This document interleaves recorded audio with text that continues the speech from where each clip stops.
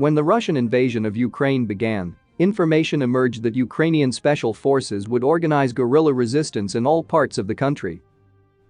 While we have been concentrating on fighting on different fronts in recent months, we have not noticed that this resistance already exists. In addition to having to deal with Ukraine's conventional forces, Russia is likely to find itself struggling to pacify the territory it has so far seized.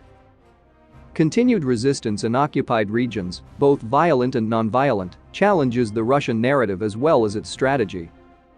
Russia has claimed that a series of terrorist attacks has been perpetrated against its troops in occupied Ukraine.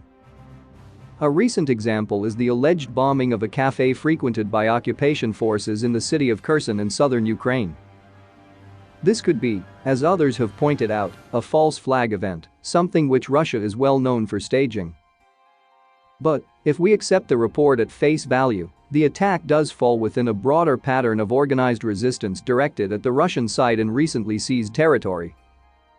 In addition to conducting significant preparation and training, Ukraine had a legal and administrative framework in place to conduct a whole-of-society resistance well before the invasion. Given the perception of Russian military capabilities at the time, this was very much the war that the Ukrainian side planned on fighting.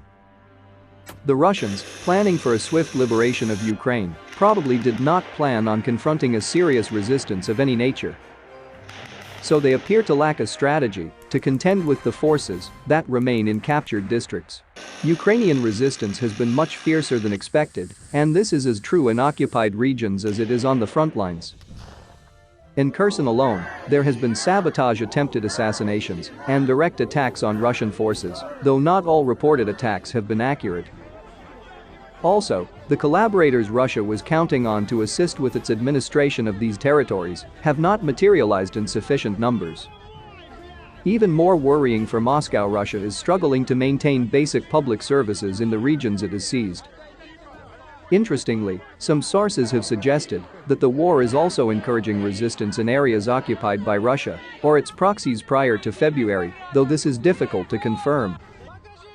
The true scale of Ukrainian resistance forces in occupied areas is also difficult to reliably judge. As well as the partisan forces specially trained and equipped to fight, there seems to be a place for anyone who wants to oppose occupation. Russia has clearly had to heavily modify its initial objectives since beginning operations, though it undoubtedly wishes to maintain control over the regions it has so far captured. Regarding captured territory in southern Ukraine, Russia has announced its intentions to stay forever. To accomplish this, it is attempting to Russify captured areas, solidifying its control by replacing civil administration with pro-Russian collaborators. Occupiers are also changing the currency and providing humanitarian support, ultimately eyeing a Crimea-style annexation of cities like Kherson. This will be extremely difficult to accomplish. Given the level of resistance, Russia may have to rethink even the adjusted objectives it has adopted for the conflict. By some estimations, Russia holds upwards of 20% of Ukrainian territory. In this regard, it may have bitten off more than it can chew. At the moment, Russia is having to confront both a conventional military and irregular partisan forces, which places it in an uncomfortable position. The Ukrainian resistance is clearly capable of more than a few isolated bombings. It is able to impose significant costs on the Russian occupation, and its success compounds the failure of both Russia's imperial vision for Ukraine and its program of Russification. Ultimately, holding territory might prove more costly for Russia than acquiring it in the first place.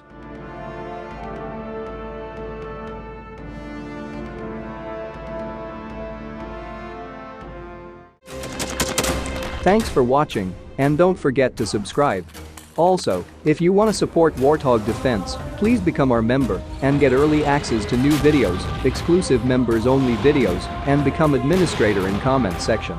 The membership link is in the description. Rescues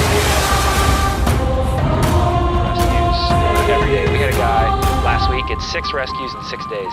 You know, he's doing the job every day.